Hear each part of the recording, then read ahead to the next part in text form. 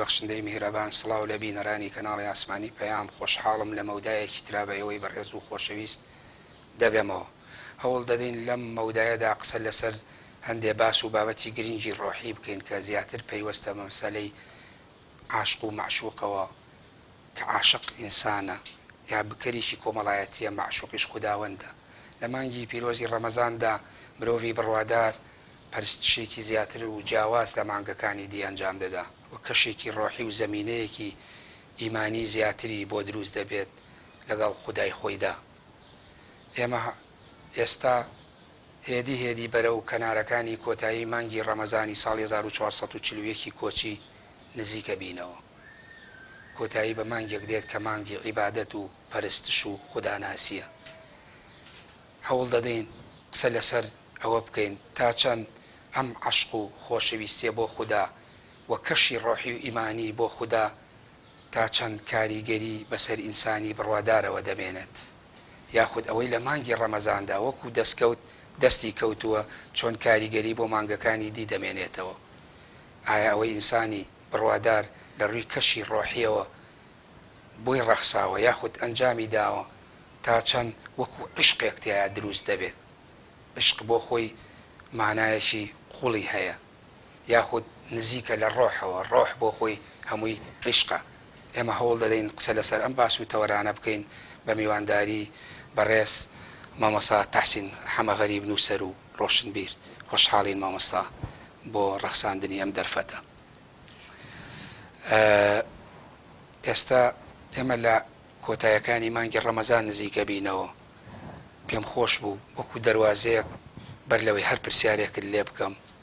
لەسەر کۆیە و پێشێکی باسم کرد لە بەرنامەکەداوە ئەوەی کە ئێمە وەکو ئینسانیا خود مرۆڤێکی بڕوادار یا ئەوەی کە پێوتێ بکەریشی کۆمەڵایەتی عاشق کە بێوێ بگا بە معشوقەکەی کە خوددایە، چۆن قسەی لەسەر بکەین؟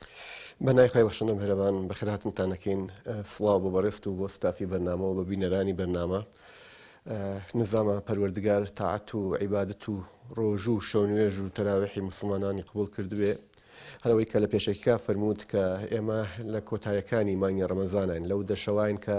بە شەوەکانی قدر ناسراون و پێغەمبەریش فەرموویەتی کە لەم شەوانە بە شوێن ئەو جلوە ڕۆحیا بگەڕین کە لەم دەشەوا بوونی هەیە. بێگومان ئێمە لە 20 ڕۆژی یەکەمی ڕەمەزانە خەریکی خۆپاکردنەوە بوون، خەریکی پاکسازی ناوەی خۆمان بوون، خۆمان ئامادە کرد بۆ میوانەکە کە لە دەشەوی ئەخیرا لە حزوریا بین لە بەردەمیا خۆمان بین بە زەویا و سەجدە بەرین و ڕکوع بەرین و هەڵسین و دانیشین وەک عاشقێک نەک تەنها بۆ مرۆڤ بەڵکو بۆ خوای مرۆڤ کە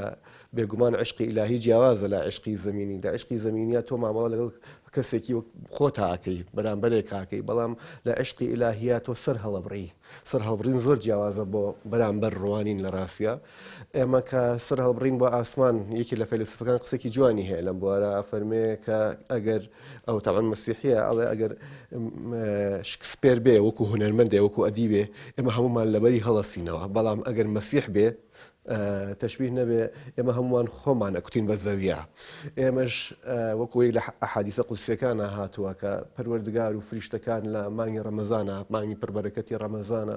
دێنە خوارەوە و شەوان ئێمە حزور پیاکەین لە بەردەم پەروەردگارە بە دڵنیایەوە بەبێ خۆمان بکوتین بە زەویە، نەک تەنها جەستەمان بەڵکو ئەوەی کە نەک تەنها سەرمان وەکو شەیخی سەعدیە فەرمی بەڵکو ئەوەش کە لە ناو سەرمانایە، ئەوەش کە لە ناوەیە ئەو حەزم و خولیا و خۆپەرستی و ئەنانیەتەی کە ینی لە مانگەکانی تر و پێشترا مرۆڤەکان بۆیان دروست بووە. لەم مانگە ڕاستیە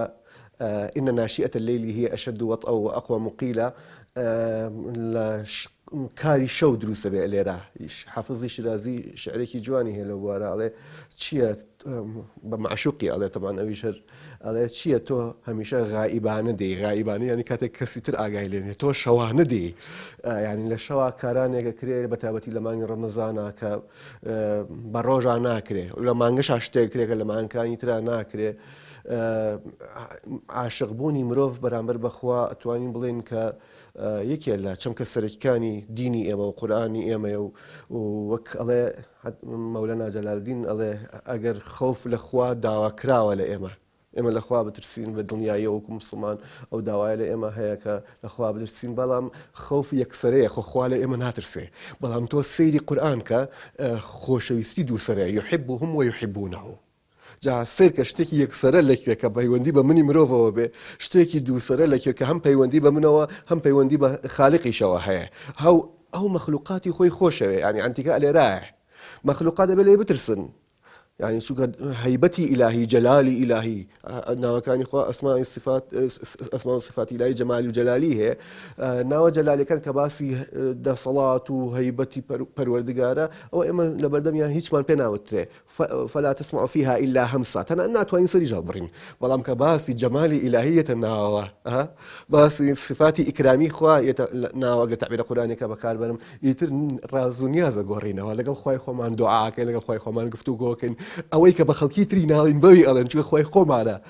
ینی لەبەرەوە فعلەن پانتاییەکی فراوانی حب و خۆشەویستی لە ناو دینی ئێمە هەیە بە پێچەوانەیەوەی کە لە ڕووکەشا ئەوترێت دینی ئیسلام دینی ترساندن دینی ئەو بابەتانێ ینی ئەتوانی بڵێن کرۆکی شارستانیەتی ئێمە 300 شارستانەتی ئێمە لەگەڵ دینی ئێمە مامەڵەیەک لەگەڵ ئیسلام مامەڵەیەک کرد تا لە سەدەی 4 و 5 حب و خۆشەویستی بوو بە کرۆکی ئەم شارستانیەتە ئەبینی ئەو هەموو عارفە ئەو هەموو فەیلسوفە ئەو هەموو پیاوچاکە شاعرەکانی کورد ینی ئەگەر عشق لەناو ئەمە بێنیتە دەرەوە لەناو حەزارەی ئەمە بێنیتە دەرەوە ڕەنگە شتێکی زۆرمان نەمێنێت چونکە ئەو کرۆکی دینی ئێمەیە یحبهم ویحبونه کەواتە ئەکرێ بڵێن مەسائلە ڕۆحیەکان یا زەمینە ڕۆحیەکە کە ئێستا بوون ئێمە لە مانگی پیرۆزی ڕەمەزانێ وە لە دەشەوی کۆتاییان کە وەکو بەڕێزت هێمات بۆ کرد بە میوانەکە وەکوڵێ گەشتوین و نزیکین لە یەکەوە شەوان بێدارە خوا بەنسیبی کرد بێ ئینشاءڵڵا یعنی ئەکرێ بڵێن ئەمە بۆ خۆی چەمکی عیشقەکە دروستەکات مەسەلە ڕۆحیەکە بە تایبەتی کە ئێمە ئەم مانگە وەرەگرین کە مانگی عیبادەت و خوداپەرستی مەسەلەی عشق چونکە هەستەکەم هەنێ مسلمان هەنێ حساسەتیان بۆ دروست بۆ چونکە ئەم زاراوەی بۆ شتی تر بەکاردێ ینی ئەگەر سادەی کەینەوە زۆر بە سادەی عشق بێژگە لە سیفەتی ڕۆح شتێکی تر نییە چۆن بینین سیفەتی چاوە ئەگەر چاو نەبینێ چاو نییە ئەگەر ڕۆحیش عاشق نەبێ ڕۆح نییە ئەگەر ڕۆحیش حبی تیانە بێ خۆشەویستیانە بێ بۆ خوا و بۆ مەخلوقاتی خوا کەی ڕۆحە ئەگەر کەواتە مامۆستا ئەتوانین بڵێن بۆ خۆی عشق هەر بۆ خۆی کە سەرێکی تری ڕۆحەیە لە تەواوکاریە لایەنێکی تری ڕۆح کەتە هەر بۆ خۆی لە ناخی ئینسانات چێنراوە یعنی شتێک نییە دروست ببێت نە بە دڵنیاییەوە هەروەکو چۆن خونچەیەک داخراوە کە ئەکرێتەوە بێتە گوڵێک هەر خونچەکەی کراوەتەوە عشقیش بریتێ لە ڕۆح کەکرێتەوە بەڵێ ئەوەی کە زۆر جابازە مەسەلەی بۆ عەقڵ ئەکرێ مامۆستا بۆ عەقڵ لە ڕووی جەوهەری و هەندێک وا ئەبین کە عەقڵی ئینسان بۆ عەقڵێکی وەستاوە بەڵام عەقلیش بە شێوەیەکی تریش یعنی پێویستی بە زەمینە و کرانەوە هەیە یا پێویستی بە کەشێکی عیرفانی هەیە ئایا ئەمە هیچ پەیوەندی بۆ باس و بابەتەوە هەیە مەسەلەی عەقڵ و عشق بە دڵنیاییەوە ئەزانی عشق تەنها یا ببوورە ئەکرێ بڵین عەقڵ وەستاوە بۆ خۆی یا عەقڵ زەمینەی ئەبێ پەروەردەیەکی زەمینەی خۆی لە باسی عشق باس بین و باسی عەقڵ ئەزانی باس نامەوێ بزان پەیوەندی پێوەی هەیە ئێستا لە خزمەتە عەرزێکم سەرکەم مامۆستا ئێمە 18 جۆر عەقڵمان هەیە فەیلسوفەکان باسی 18 جۆر عەقڵیان کردووە بەڵام 2 جۆر لەو عەقڵانە کە ئێستا پەیوەندی بم بابەتەی ئێمەوە بە خێرایی لە خزمەتە عەرزەکەم جۆرێ لە عەقڵ بەڵێ وەستاوە ناگۆڕێ مثلا عقلم بە من ئەڵێ دووشتی دژ بە یەکەوە کۆ نابنەوە ناکرێت شتێک لە یەک کاتا بێ و نەژبێت ئەمە وەستاوە بۆ هەموو کاتێکە بەڵام جۆرێکی تر لە عەقڵ هەیە بە گوێرەی خوڵقانی زەمینەی ئەوەی کە بەڕێزت ئاماژەت پێدا ئەویش گەورە ئەبێ تۆ ئەگەر زەمینەی گفتوگۆ بۆ عەقڵ دروست بێ ئازادی بوونی هەبێ عەقڵەکان برەو ئەسێن عقل گەورە ئەبێ بە دڵنیاییەوە لەبەرەوە زەمینەی عقل بریتێ لە ئازادی هەروەها ڕۆحیش بە هەمان شێوەیە ڕۆحیش ئەگەر زەمینەی بۆ بڕەخسێ عاشقە بێ ڕەمەزان ئەوەیە ڕەمەزان ببوورە ئەگەرم زەمینەیە نەبوو کەواتە ئازاد نییە بڵێنەوە ئازادیەی نییە بە تایبەتی لە نێوان عقلیش و عشقیشە وەک وتم بەشێکی هەر ئەبێ ڕێی لێ ناگیرێ ڕێی لێ ناگیرێ تعبیرێکی قورئانی جوان هەیە لە سورەتی یونس فەرمێ کە باسطی کەفەیه إلى الماء ليبلغ فاه وما هو ببالغه کەسێک کە بیەوێ ئەم ئاو بۆ دەموچاوی بەرێ پەنجەکانی کرابێتنەوە ئاوەکە ناگاتە دەموچاوی باشە ینی ئێمە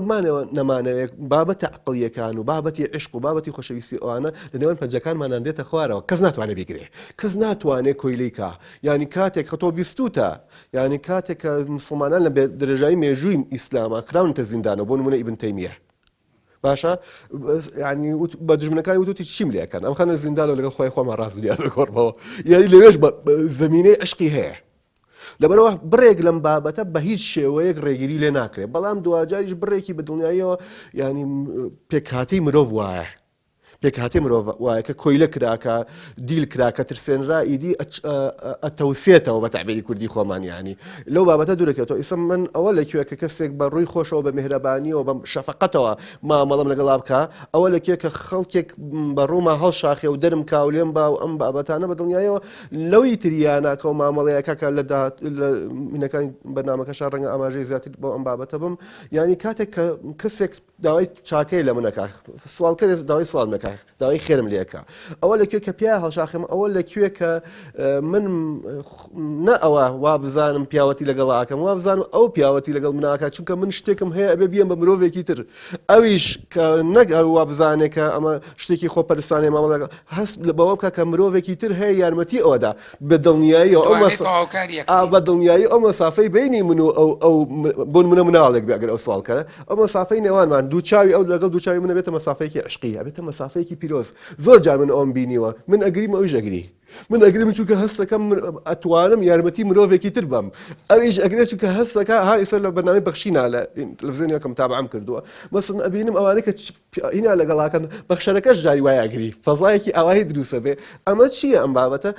کەواتە فەزاکە دەوری هەیە بەڵێ مامۆستاکەواتە ئێمە ئەمە مادام قسە لەسەر باس و بابەتێکی ڕۆحیەکەین و هەڵگری کۆمەڵەمانە و مەدلولیان ڕەهەندی ئاینێ ئەکرێ بڵێن ئەزمموی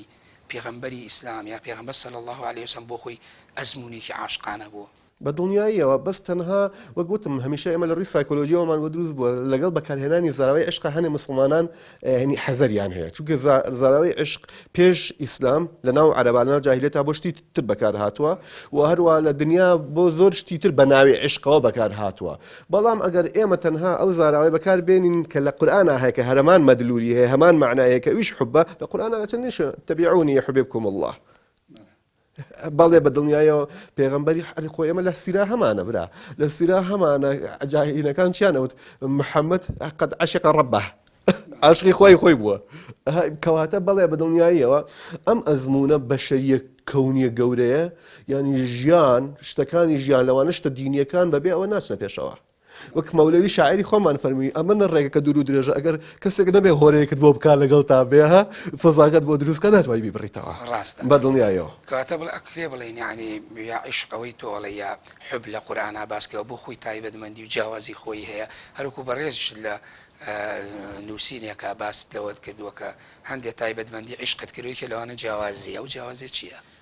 سرکە ئەگەر ئێمە بەراورد بکەین بەسم لە جیاوازی بەراورد بکەین لە نێوان عشق و کۆمەڵێ شتی ترا بۆ نمونە بەراورد بکەین لە نێوان عشق و ئەخلاقە طبعا ئەخلاق تاواکەری عشقە ئەگەر بەراورد بکەین لە نێوان عشق و تەنانەت دینە کە ئێمە بابەتەکەمان ڕەمەزان و ئەو هینەیە بەراورد بکەین لە نێوان عشق و زانستە زانست چیمان فێرەکە زانست ڕێسای گشتیمان فێرەکە شتێکمان فێرەکە بۆ هەموو کەسێکە مەسەڵەن لە فیزیا لە پۆلی دوو ناوەندیە ئێستا کە پێوتێ بنەڕەتی لەویا خوێنین ئەڵێ ئاسن بە گەرماکشێ زیو بە گەرماکشێ ئاڵتون بە گەرماکشێ مادەکانی تر ئەلمنیۆم ئەوانە بە گەرماکشن ئێمە ڕێسایەکی گشتیمان دەستەکەوێت کەواتە تەنەکان بە گەرماکشن ئەمە تایبەت نییە بە تەنێکی دیاری کراوە باشە گشتیە بۆ هەموو تەنەکانە یاخود لە ئەخلاقا پێمان ئەڵێ ڕازگۆ بە هەر بە من ناڵێ بە هەموومانە گشتیە مەسەڵەن ئاین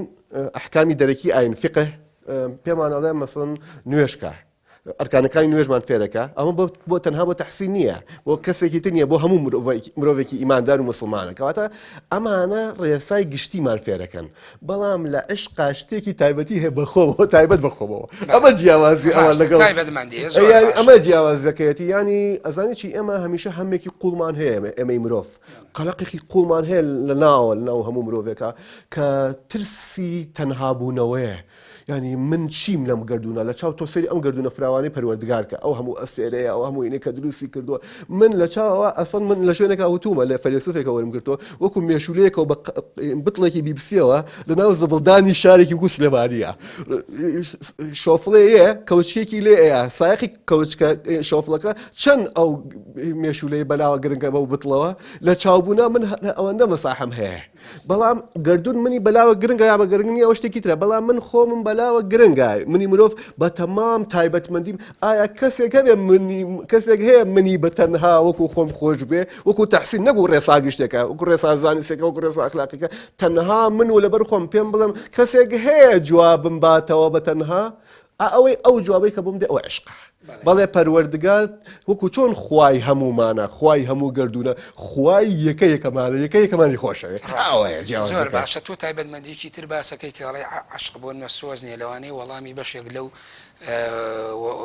پرسیار بێ بۆ بەشێک لە وەڵامی پێشتر کەوتو هەمیشە دیدگایەکی سایکۆلۆژی هەیە بۆ مەسەلەی عشقیا خەڵک خراپ تێگا ئێمە بێ بە تعبیرە قورئانیەکە بیکەین بە حوب ئەوەی کە عشق ئەڵی سۆز نییە ئەویان لێرە مەبەستت چیاکرێ لە زیاتر لێرە بۆ بینە ڕوونیکەیتەوە بەڵێ سرکە عاتیفە نییە بەڵێتەنە عاتیفە نییە سۆز نییە بە دڵنیایە طبعاً لە دەرووناسی تازە 83 تا 84 جۆر سۆز و عاتیفە کەشف کراوە ینی خەڵک وازان تەنها تووڕەبوون و خۆشویستن و ڕغلێبوون و ئەم بابەتانەیە نزیکەی 83 جۆر لە سۆز و عاتیفە کەشف کراوە بە دڵنیاییەوە عشق نابێت لە سۆزا کورت بکرێتەوە خەتەرترین شت لەم بابەتە لە حبە کورتکردنەوەیەتی لە سۆز ئازانی بۆ چونکە سۆزەکان هەم سادەن یەکدیون هەمیش ئەوڵێ شتەکانمان بۆ سادە ئەکەنەوە بەسن ڕقم لەو شتە یا خۆشمێ تا لەو سێمێکی نییە و هەروە بنەمای سۆزەکان چێژە چی لێزەتم پێ بەخشێ و بەلەو ڕووی ئەچم چی ڕقملێتی لی دوورەکەومەوە ینی بنەمای ئەمەیە ئەمە چیش چێژم پێ ئەبەخشێ بەرەو ڕووی ئەبم ینی بابەتێکە زۆر خەتەرە کە بیکەیتە مەحەک بیکەیتە پێوەەر بیکەیتە میعیارێکە بە تۆ مامەڵە لەگەڵ شتەکانە بکەیت تۆ سێکە زۆر جار تۆ چێژ لە شتێکی ترسناکە بێ لە چێژ لە شتێکی خراپە بێ من لەو نووسینە هەجە نابێت ئاماژت پێدا نمونەی گەورەکانی ڕۆم هێناوەتەوە باشە ئەمڕۆ بڵێ ئەندام پەرلەمانەکان و سەرکردەکانی وڵاتی ڕۆم کە لە ناو شاری ڕۆما لە پایتەختە شانۆگەریەکیان هەبوو شوێنێکی شانۆگەریان هەبوو لەو ئاچوون لەوێ دانیشتن خۆیان و بنەماڵەکەیان کۆیلەیەکیان هێنا ناوەڕاستی شانۆگەریەکە دانا درڕندەیەکیشانە ناشێرێکیشانە هێنا ئەم درڕندە و کۆیلەیان ئەدا بەگژیەکە ئەگەر درڕندەکە شێرەکەی بکوشتایەوە ئازادیانە کرد ئەگەر شێرەکەش کە زۆربەی جار وابوو زۆربەی جار وابوو کۆیلەکەی بکوشتایە ئەوە چێژیان لە بینینی ئەو خوێنە ئەبردێ ئەوە چێژیانە برد خۆ من چێژ لە مردنی ئینسانێک بەرم ئەمە خۆ چێژ بردنە ئەمە عاتیفەیە باشە بەڵام لە هەمان کاتە شتێکی خراپە نا عشق بنەمایەکی چێژی ئایا بنەمایەکی سۆزی تا شتێکی تیا لە سۆز ئەگەر ئەگەر وانە بێ حەزی لە نەکەی ناتوانانی ماڵ بەڵام نەخێر عشق ئاگاییە عشق تێگەیشتنە عشق بینینی ئەو دیوە ئەڵێن خەلیفە وتی ئەرێن هینم بۆ بێنن لەیلا بۆ بێن بزانم ئەم لەیلایە چییە کوا ئەو کابرایی شێت کردو دەویا داوە بەجرون ئاوەزا بوو تەمان ئەیبینێ ئەڵێ دەی خۆ تۆ ئەوەش جوانیت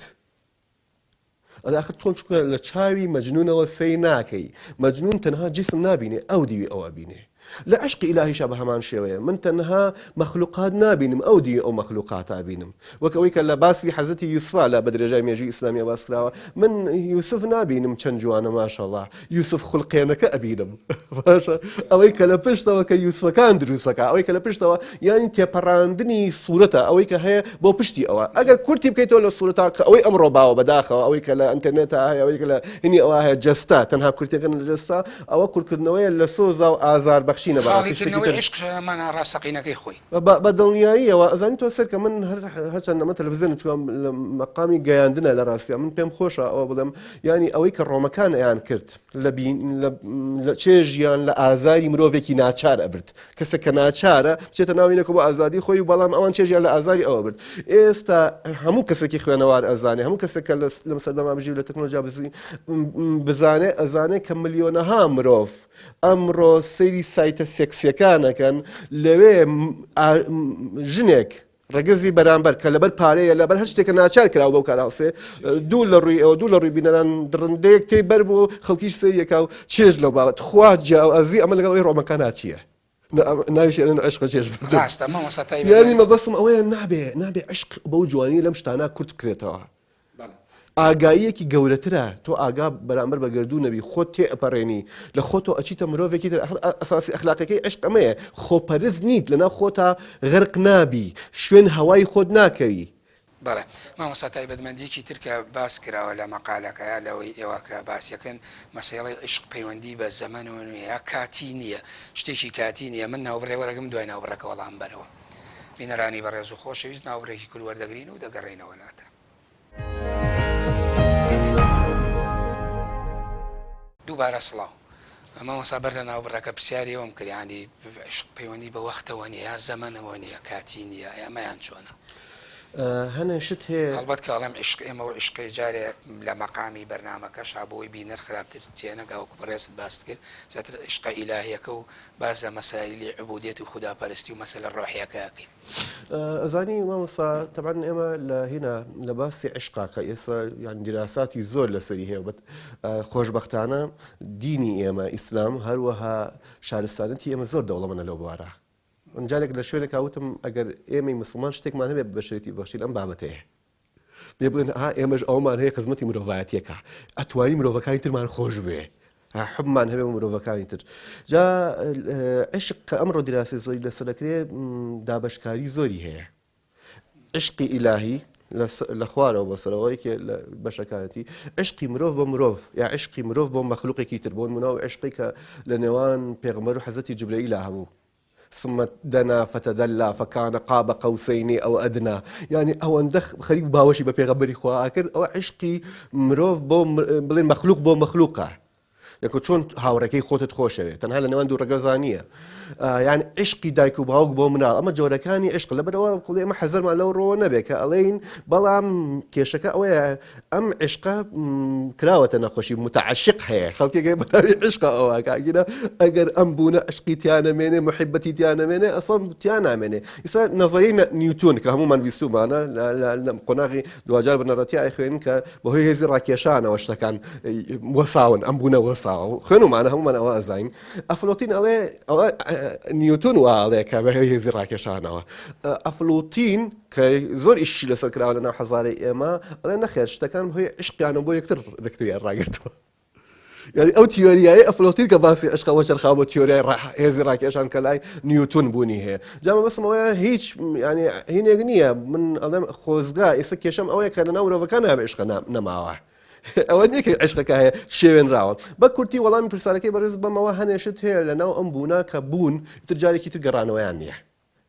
مەسەڵەن ئێستا من لە دایک بووم ئیتر جارێکی تر ناگەڕم وە قۆناغی پێش لە دایک بوونم وایە ینی هەتا ئەگەر بژمرم تازە پیا بووم لێرە جارێکی تر گەڕانەوەم نییە مەقامی عشقیش بە هەمان شێوەیە ئینسان کە عاشق بوو حبی ئیلاهی چووە دڵیەوە ئیتر ناگەڕێتەوە بۆ قۆناغی پێشووتری خۆی بۆ چکە لە دایک بوونەوەیەکی تازەیە ئەوەی مەولەوی ئەڵێ هەرکەس تەوەلد دووبارەژنێ تەوەلودی دووبارەیە جارێکی تر لە دایکە بیتەوە قەت ناگەڕێتەوە بۆ قۆناغ لەبەرەوە گۆڕانکاریەکی قوڵی وایە لە ئینسانە هەتای لەگەڵیاتی لەبەرەوە هەرگیز صفەتێکی کاتی و ڕووکەش و سەطحی نییە کاڵ نییە ینی من عاشق بووم دوای سەر ڕێژی تروازی لەبێنم نا ئەو عشقی کە چاوی دڵە ئەکرێتەوە ئەو عشقی کە فوئادە داگیرسێ بە تەعبیرە قورئانیەکە زۆر جوان ئەخر فوئاد تەنها عەقڵ نییە لە قورئانە عەقڵێکی داگیرساوە یعنی عاشقە باشە ئەم فوئادە کە داگیرسا ئیتر جارێکی تر کوژانەوەی نییە جاري أبيت ملكة لإنسان حتى وقتها على حديث بيغمري خواه هاتوا فرمي أمادي بيخلنا أهجرة ولا مدنيا وكو أصحاب الأخدود بس أمادني اللي يجره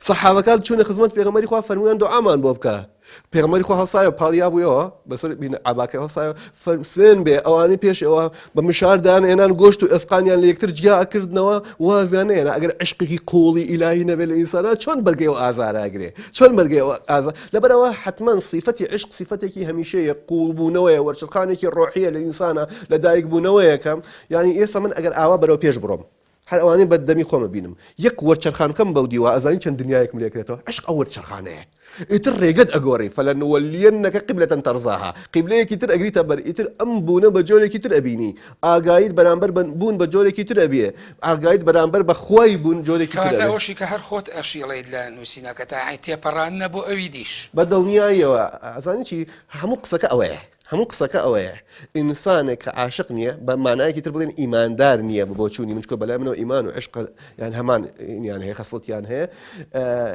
من سنتەرەتی لای منی فرعونی تشبيه نبي أنا ربكم الأعلى لما مستوى خويا أو كما مثلا نورسي وبياوشاكاني أما وتواني خرابتين شت منو هوا برسيا اتباعي هوايا إنسان كعاشقني لا خويا غرقه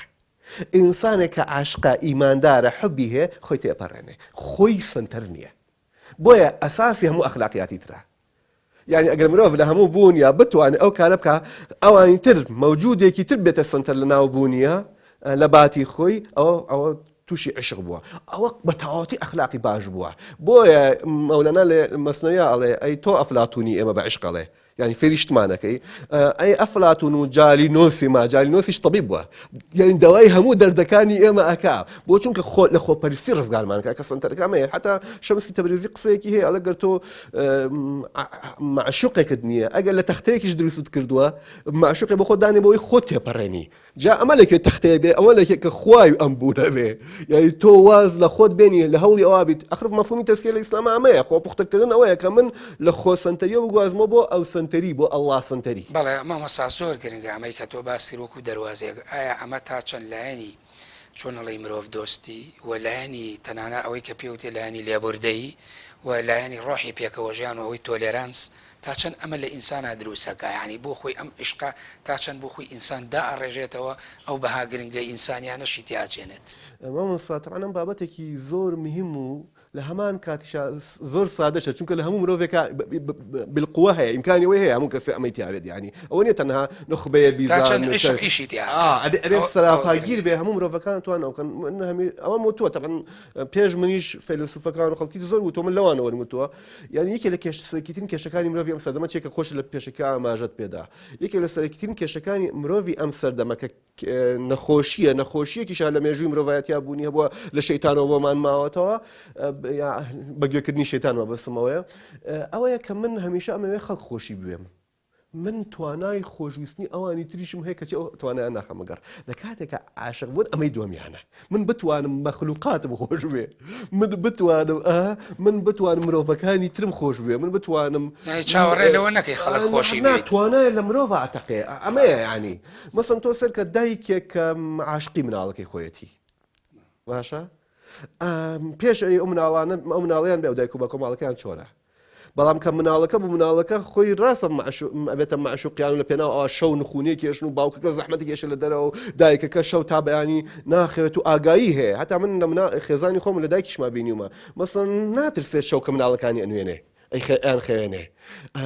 ئەگەر بترسێ خەوی لێ ناکەیە ئاگایەکی تایبەتی بۆ دروستە بێ هەر کامیان جوڵای قسە ئەو بە ئاگا بێتەوە عشق ئاگایەکی لەو شێوەیە یعنی بە ئاگا هاتنەوەیەکی لەو شێوەیە کە لە کەسەکە خۆیان دروستە بێ لە کەسەکە کە توانای خۆشویستنی ئەوانی ترە مەخلوقاتی ترە وا بزانم شیبلیە عارفی بەناوبانگی ئیسلام کە خوشکەزای خەلیفە بووە لە بەغا باشە جارێک بە شوێنی ئاگەڕ نادۆزێت سەرکات لە کەلاوەیەکایە جامە ئەنتیکەی بۆ ئێمی مسلمان ئەم پیاوە گەورە مسلمانە لە کەلاوەیەکایە ئەگەڕێ بە شوێن لەوێ دۆزیێت ئەڵێ سەرکا سەگێک لەوێ وەساوە نانەخوا شیبلی تیکەیەکە بەدەم سەگکەوت تیکێکیش خۆی ئەخوا خەلیفە پێ ئەڵێ باشە خاڵە حەیای منە بەی ئەوە چیەکەی تۆ خاڵی منی کەچی تۆ پێتەوە سوڵتانە لە عاشقین باشە تۆ هەموو کەسێ بۆ لای تۆ گەرە تۆ وەلیت کەچی تۆ لەگەڵ سەگێکا دانیشتی تیکەیەکەی بەدەم سەگکا و تیکەیەکی خۆشتە خۆی وەتی ئاخر من ناتوانم تەنها خۆم بم ئینسانی عاشق ناتوانێت خۆپەرست بێ يعني إنسان عاشق تشبيه نبي يقول قولانشة نية قولانشة أنا حزي عمر دريجية وعلا حكايتك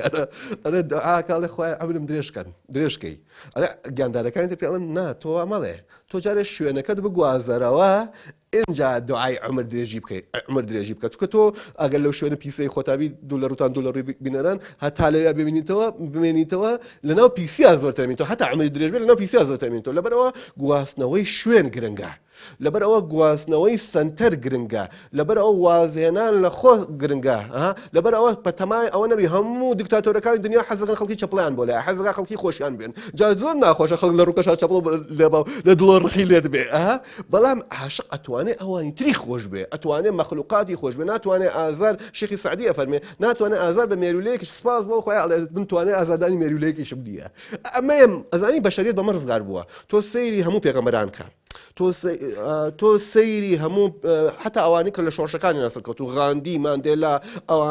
ئەوانە بوون کە توانیویانە مەخلوقاتی تر مرۆڤەکانی تریان خۆش بێ نە ئەوە بە تەما بوون کە خەڵکی ئەوانیان خۆش بێ بپێچەوانە هەموو ئەوانی کە ستەمیان لە مرۆڤایەتی کردووە هەموو ئەوانی کە کێشیان بۆ مرۆڤایەتی دروست کردووە هەمیشە حەزیان لەوە بووە کە خەڵکی چەپڵیان بۆ لەدا خەڵکی ئەوانیان خۆش بێ ببێ ئەوەی ئەمان ئەوانیان خۆش بێ بەڵێ مامۆساکەواتە لەمەوە توانین بڵێن دیسانەوە پەڕینەوە بۆ چەمکێکی تر کە پێوتە چەمکی قوربانیدان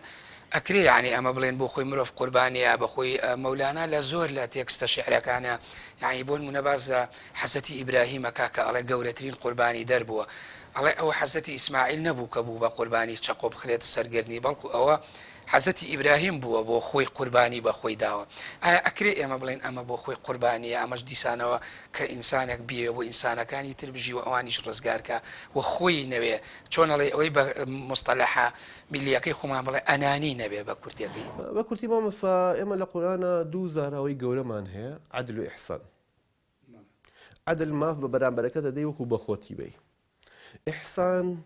لە خۆت تێئەپەڕی واز لە خۆت هێنی بۆ ئەمە بنەمای عشقە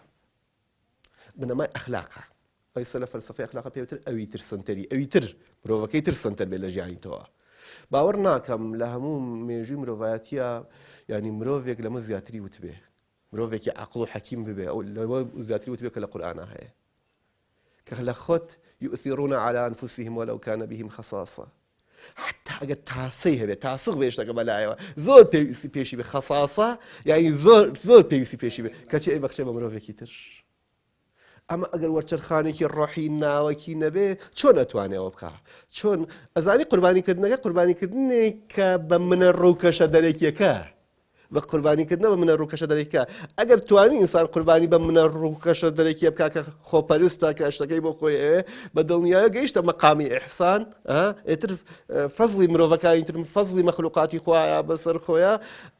بە دڵنیاییەوە لەوێ شتێکی دەستەکەی کە لێرە دەستی نەکە قوربانیەکی ینی کاتیە لە ڕاستیە قوربانیەکی ڕووکەشە کە تۆ منی خۆپەرست دواز دێنی لە نفسێکی کە خراپەکارە ئەمارە بێسوو ئاگوازیتەوە بۆ نفسەکانی تر بۆ نفسی مطمئینەوە بۆ نفسی لەوامە بۆ نفسەکانی تر کە عالمەکانی حەزاری ئیسلامی و عالمەکان ئەخلاقی ئیسلامی باسییان کردووە کە وازن لەم هێنا لەم منە ڕووکەشە هێنا وەک ئەڵێ ئەم هەستە دەرەکیانەی خۆت دواز لێ هێنا و چۆن ئێمە لە ڕەمەزانە ئیسا وازمان لێ هێناوە ئیتر خواردن ناخۆین خواردنەوە ناکەین و ئەوانە هەستانێکی تر لە پشتەوە کرێتەوە کە ئەوە جیهانێکی زۆر فراوانترە چێژێکی ئیتر قسە فێرەبی ئیتر ئەو کەسێک کە بێدەنگە مثلا مولانا جلال الدين يعني پیش ئەوەی کە ئەمەی دروستدارەوەی کە جەنابەت ئاماژەت پێدا مولانا مثلا دوای ئەوەی تر هەرچی قسەکە هەمووی حکمەتە بێ هەرچی لە دەم دەرەچێ جا ئەفەرمون ئەو هەموو قولانەکە لە قورئانە بۆ پێغەمبەری خوا هاتووە فەرمێ قل أعوذ برب الناس قل أعوذ برب الفلق قل هو الله أحد ئەمە قولانە لە قورئانە هاتووە ئەوە چونکە گەرم بووە دەی بڵێ بەردەوام بڵێ یعنی ها چیرۆکە حەزەتی موسا کە لەگەڵ خوا قساکە وما تلك بيمينك يا موسى وشي بدستوا قال هي عصاي أو إن تنهى لو نوى ساك بدأ تنهى جوشارة كمان أهش بها على غنمي ولي فيها مآرب أخرى قال هي عصاي أتوكل عليها وأهش بها على غنمي ولي فيها مآرب أخرى النهر تنهى نوى سابق مع ساك ما خوب بس يا قراي بيك ما خوار بركاني بيك شو حزق اللي خواق صبكة زباني أكلتوا إنسان شالاك برتران رسل على تول ناو ديندار كان طبعا ملحد بوا تنهاشتك بتسير بتشيا هذا شالاكي أنا إنساني عاشق همیشه چالاکه همیشه گرجگوله عشق به پیران جوانی ملو هزی دواری زرانی ملو مولی فرمی عشق اجنکان انسان هوا سنت و گرمگوری که پیاوتی کدن لگا خلقی تر شاک کدن لگا خلقی تر بتی پراندن با خلقی با مروفکانی تر خیر کدن صدقه کدن شوروجی نیه تو نبینی اوانی که ام عشق اینه انتی اخو علاقه بخوانواری نخوانواری ما مصاب بخوا يعني ابيني او انتی شوروجی صراحتی نیه خیرک قومگی مدنیه هولا دا عدالت ناو قومگا به یار متی مروفکانی تر دروسک رخراو دروسک چی دروسک جاری وای پیرێکی ڕیسپێ بە گاڵۆکێکەوە ناوەسێ بە قورئان من دەیان جار لە سعاتێ پێش نوێژی بەیانی ینی کەسێک لەم گەڕەکەی ئێمە بە دوو گاڵۆک ڕوا بە بزگەوت باشە ئەی بینم هەنی من شەرمەکەم لە خۆم ئەمە ئەگەر عشقێکی ئیلاهی دەوێت لە دڵیا چۆن ئەتوانێ ئەمە بکات لەبەرەوە بە دڵنیایەوە عشق ئینسان گەرمەکاتەوە عشق بەو قوربانیە بچووکەی کە کردی حەزەتی ئیبراهیم کە تەمان ئیسماعیلی سەر نەبڕی چکە دوجار خۆی گەورە ئەوەی بۆ ناردە خوارەوە نفسی خۆی واز لێهێنا بە دڵنیایەوە ئیبراهیم بوو بە ئیبراهیمێکی تر ڕاستە کەواتە ئێمە ئەکرێ بڵێن مانگی پیرۆزی ڕەمەزان بۆ خۆی باشترین وێزگەی خەمڵینی ئەم چۆنەڵە یا زەمینەی فراوانبوونی ئەم عیشقەوە قوڵ بوونەوە ئەم عیشقەیە بە دڵنیاییەوە میوەکە ئەگا ئەزانین چۆن میوەکە لە ناومانە بەکاڵی هەیە شتێک لەم بابەتە لە مرۆڤ هەموو مرۆڤێکە ئەگەر نەبێ لی تێناگا شتێکی کاڵی هەیە بەس ئەو میوە ئەبێ فەزایەکی هەبێت تا بگا مەولانا ئاڵێ زۆر جار ئەمەم وتووە بەکاڵی ئەگەر بتەوێت میوەکە لە لقەکە بکەیتەوە لی نابێتەوە لقەکەش لەگەڵ خۆیان جای وای لقەکەش ئەشکێنێ بەس لێی گەڕێ با بگا ئەگەر تۆش لێی نەکەیتەوە بۆ خۆیەکەوێت ڕەمەزان فەزای گەیشتنی میوەکەی میوەی عشق بەڵێ ئەوەی کە زۆر جار ئەڵێ پیاوچاکان باسییانەکریان و مانگی ڕەمەزان کاریگەری بەسەر مرۆڤی بڕوادارەوە 6 مانگ بۆ دواتر و 6 مانگیش پێشتر چاوەڕوانی ڕەمەزانیان کرد ینی بۆ خۆی ئەمە بۆ خۆی گەیشتنی میوەکەی کە بەڕێزت تێمای بۆکەی ئەم میوەیە بۆ 12 مانگەکەی تریشە ئایا ئەمە ئەکرێ بڵێن بۆ خۆی هەر لە زمینە عشق شەهر ئەم تعبیرە بەکاربیین بڵێن ئەو میوەیە مێنێتەوە بۆ مانگەی تر نمونێکی زۆر سادە کە پیاوچاکان هێناوێنێتەوە ئاسنێک کە خێتە ناو ئاگرەوە کە ئەیهێنیتە دەرەوە ئەتر ئاسنی ئاگرە تا ماوەیەک ئەو ئاگرە بە گەرمی ئەمێنێتەوە خۆ ڕەنگە ئەزمموی عشقی خۆی بۆ خۆی وێساڵ وەکڵێ ئەوە پێڵێن حەلاوەی ئیمان لە دینی ئەمە مەسن چەشنە قوڵەکە ئەوەی کە ڕێک بێزەبەت پێغەمبەری خوا فەرمێ لە قەدراوەی بگەڕێن ئەخر خۆی لە شتێ دیگە لە دەرەوە لە ناو ئێمە گۆڕانکاریەکە لە ناو ئێمە ڕوەدا کە ئەوەی کە ئەگەیتە قوڵایی چێژەکە ئیتر هەست بە نزیکیەکی لە پەروەردگارتەوە ئیتر ئەی چێژی ئەوە ڕەنگە لە ڕووی زەمەنی دەرەکیەوە کورد بێ مەسافەکەی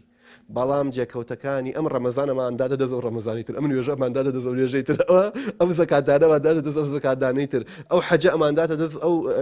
حەج بەمەنای قەسنەک تەنها چوون بۆ مەکە ینی ئەم حەجەماندادە دەست ئەو حەجەی تر ئیتر وجودمان ئەگۆڕێ بەردەوام گەرمە بینەوە بەڵێ بە دڵنیایەوە یەکی لە ئەرکەکانی عیبادەتەکان لەوانەش ڕەمەزان دروستکردنی فەزایەکی ئاواهەیە بۆ ئێمە بەردەوام لەناو ئەم جوابژین بەڵێ ینی بەردەوام پوختەمانەکاتەوە بەردەوامان کەشە ڕۆحی و عاشقانەوە پێویستە ئینسانی بڕوادار چۆن یعنی کۆتایی مانگی ڕەمەزانها زۆرجا کە دانێ بۆ نوێ مەسلەی جەژن دێتە پێشەوە جەژن چەم کێشی گرنگی تەیە کە پێوتێ گردن ئازادی یاخود لێبوردەی بەرامبەر بەوانی تر یعنی چۆن ئەمە قوڵ بکاتەوە بۆ ئەوەی کە کاریگەری هەبێ ئەوەی کە لە دڵ و دەرونی بۆ خەڵتە و خەوشە پێشتر لە دڵ و دەرونە بەرامبەر بەوانی تر ئەی ئەم عشقە چۆن لە جەژنە ڕنگ پێ بداتەوە لە کۆتایی ڕەمەزاندا کە کاریگەری یاخود ئەو بارگاوی بوونە بە مەسایلە ڕۆحیەکان کاریگەری هەبێ لەسەری لە جەژنە وازە کۆمەڵێک پشتی ناوەی خۆی بێنێ وەکو بەڕێزت هێمات بوو مامۆستا ئێمە هەمومان لە ژیانی کەسی خۆمانە هیچ مرۆڤێ نییە ئەزمموی ئەوی نەکردبێ کە ئەگەر شتێ دڵی شاد کردبێ زۆر بە سادی دڵی شاد کردبێ دوایی پێوەی دیار نەبێ یان تۆ چەند جار ڕووی داوە کە گەڕایتە ماڵەوە لە دەرەوە شادیەکە توش بووە شتێک خێرێکت کردو هەر شتێک بوێ ینی خێزان پێی نەوت ئەری گۆڕایەوە چییە ڕووخۆشە جەژن ئەو ڕۆخۆشیە جەژن دەرەنجامی هۆکاری عشقی ڕەمەزانە ئەگەر من لە ڕەمەزانە خۆم پوختە کردبێ و پاک کردبێ بە دڵنیایی لە جەژە ناتوانم شاد نەبووم ناتوانم ئەوەی کە پێشتر چەشتومە تیاما دەرنەکەی لەبەرەوە ئەو کەسێک کە لە جەژنا خۆی پوختە نەکاتەوە نەتوانێت داوای گرت نازای لە مرۆڤەکانی تر ئەسڵ مافی مرۆڤەکانی تر خواردووە ڕویان تێ نەکات و داوای ئەویان لێ بکات بە شادیەوە ئەسڵ عاشق نەبێ بم بوونە چکۆم عاشق لە معشوقەکەوەیەتی ئەم بوونە لەخواوەیە ها فەرمێ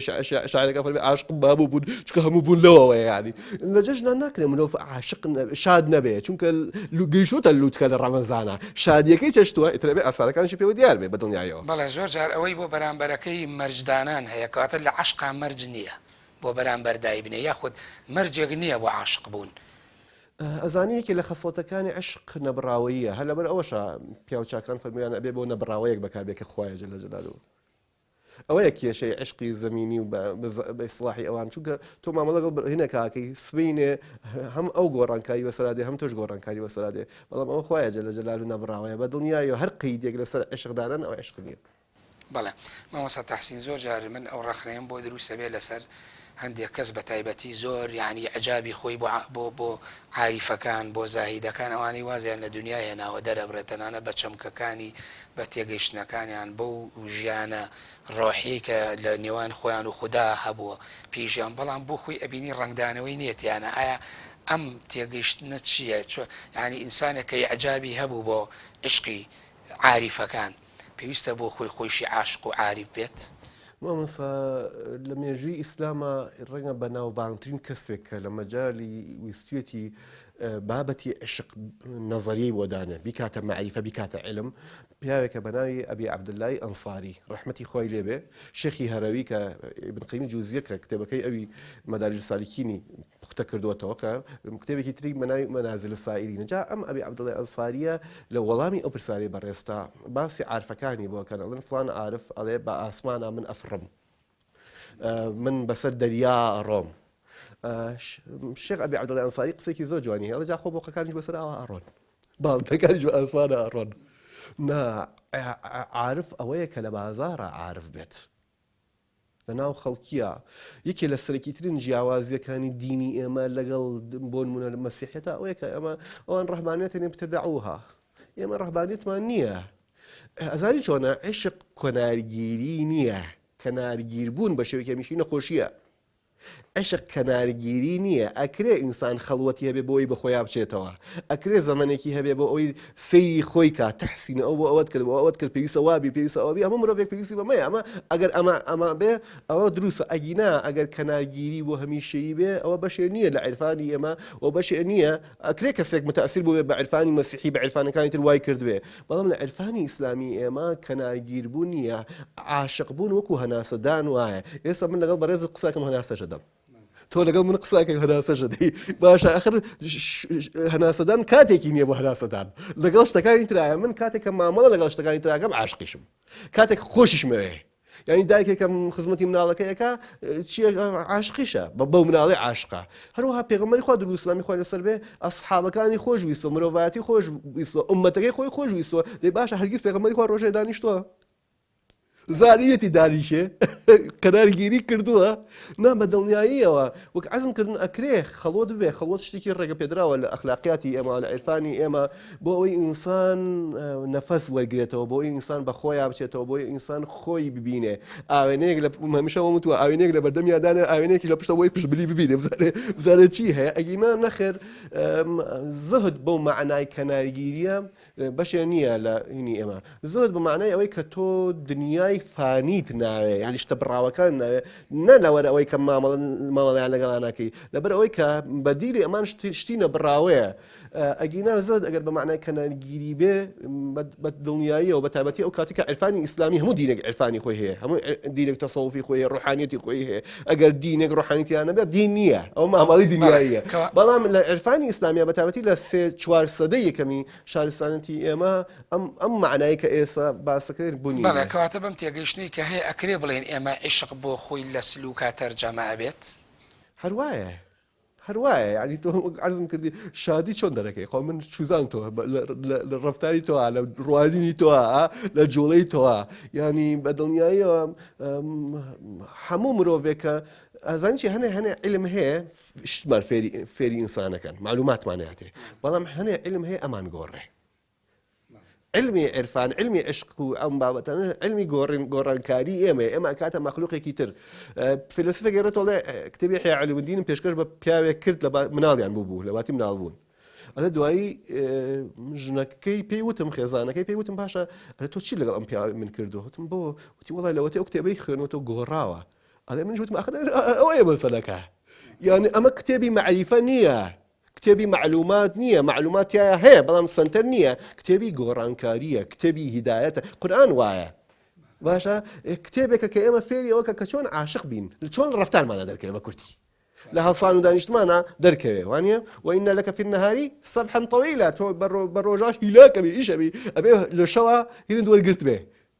توێژ دووەرگرت بێ بەش لە شەوە بیر لەوە کردێتەوە پڕ بووبی لە ڕۆحتە بۆی ڕۆژە بیڕێژی بۆ مەخلوقاتی بڕێژی وەگوتم ئاسنەکە لە کوورەکە ئەنیتە دەرەبێ ئەوە گەرمایی پێبێکە دەوروبەرەکەی خۆی بزانە ها ئەمە شتێکی وەرگرتووە لە کوورە ئاگرەکە یعنی عشقیش ئەگەر بە ڕەفتارە دەرنەکەی بە دڵنیاییەوە ئەگازم کردی ئەوە نەخۆشیێکی سایکۆلۆژیە ئەوە بێت چارەسەر بکرێ ینی ئەگینا ئینسانی ئیماندار بەشوشە هەمیشە ئینسانی عاشق هەمیشە بەشوشە کراوەیە نازانێ ڕقی لە مرۆڤەکانی تر بێ يعني بالراسي ئەمە عاتیفە وشت نییە هەر بە قوڵایی بە حکمت دەگاتەوە هەموو مەخلوقاتی خۆشەوێ ینی پێغەمبەری خوا صلی الله علیه و سلم هەموو وجودی خۆشویستە بەردێکی خۆشویستە تەسبیحاتی کردووە سڵاوی لێ کردووە بەرگری لە حشترێک کردووە مامەڵەی لەگەڵ وجودا گۆڕاوە ئینسان بۆ چونکە ئیمان چونکە عشق وەکو وتم ینی لە ناوە گۆڕانکاریکی ڕیشەی وەچەرخانێکی گەورەی تۆ بوون جۆرێکی تر ئەبینی يعني ئەبیسی لە حەزادەی ئێمە لە هینی ئێمە ینی پیاوچاکێ تەنە سڵاوی لە درەختێک کردووە يعني مامۆستا نووسیکە گەڕاوەتەوە لە رووسیا ینی گورگوینەکان هاتوون بەرەو ڕووی توێ مەخلوقی خوان منی مەخلوق خوان لەم گەرەما بەڕێی خۆما بڕۆم ینی مەبەستم ئەوەیە کە ئینسانی ئیماندار و ئینسانی عاشق قەت ناتوانێ موجوداتی تری خۆش نەوێ ئەگەر وابوو ڕقی لە دڵا بوو ئەوە بە بۆچوونی من لە ڕووی دینیەوە بێ بە دینی خۆیان بڕواتەوە لە ڕووی سایکۆلۆجیشەوە لە ڕووی نەفسیشەوە بێ خۆی چارەسەرکە بەڵێ مامۆستا تەحسین من پرسیارەکانم هێشتا تینی وەڵامەکانی بەڕێستەوە تێر ناخۆین لە تێر نابین لەم زانیاریانەی بەڕێزدووە لە وەڵامەکانت شتێکم من ماوەی بەرنمەکەم تەواوە بێت بەداخەوە ئەمەوێت دو قسە بۆ بەڕێزت بەجێ بێڵم کە ئێمە لەم کۆتایی مانگی ڕەمەزانە و جەژنیش لە پێشمانە کۆتایی دێت مانگی ڕەمەزان مانگی عیبادەت پێم خۆشەگەر شتێکت هەبێ بۆ بینەران لەسەر کۆی تەوەری بەرنمەکە لە ئەو باس و بابەتانی باسمەگە پرسیارێکم نەکرد بێت دەرفەتت هەرەوەی کە فەرمووت چیرۆکی عشق کۆتایی نایە سخۆن ئەز ئین ئەگەر من بگویم بەردەوام سەد قیامەت بگوزەرەدان نەتەوە ئەگەر ئێمە دەیان بەرنامەی تریش بکەین هەر کۆتایی نایە بەڵام کورتی قسە ئەوەیە کە عشق گرتنەبەری ڕێگەیە حب و خۆشەویستی ئیلاهی ئیمان هێنان ئیمانداری گرتنەبەری ڕێگەیە ئەو ئەمە بەردەوام پێویستمانە لەگەڵ مرۆڤ عاشقەکان و مرۆڤ ئیمانەکانە پەیوەندی بکەین و هەروە لەگەڵ مرۆڤ چاکانە ڕەفیقی و تێکەڵی بکەین بۆ ئەوەی کایی عشقی خۆمان کایی ئیمانی خۆمان گەرم بکەینەوە بۆیە هاوڕێتی و سەحاببوونیش ئەو نەگرنگە لە ڕەمەزان و غێر ڕەمەزانیشا ئێمە ئەگەر ئەمانەوێ ئەو کێشە سەرەکی کە ئێستا لە دنیا هەیە کە پێوتێ بێهیوایی بێ ئومێدی کە ئابە و بێتاقەتی چارەسەریکەین تەنها یەک چارەی هەیە ئەویش ئیمان و عشق خی گەڵبەنسیبی هەمومانیکە خوابی کابەنسیبی هەموو لایەن سافی بەرنامەش سپاس بۆ بەڕێزت مامۆستا تەحسین حەمە غەریب نووسەر و توێژەری بواری عیرفانی سپاس دەکەین کە لەم بەرنمەیان دەرفەتە هەبوو توانیمان گفتوگۆیەکی معریفی بکەین لەسەر باس و بابەتیشی گرنگ لە کۆتایەکانی مانگی پیرۆزی ڕەمەزان بەڵێ بینەرانی بەڕێز و خۆشەویست بەم شێوەیەتمە کۆتایی مەودای ئەم جارە دەخوازم سووتان لە بەرنمەکە وەرگرت بێ و کاتێکی خۆش بۆ هەموو لایە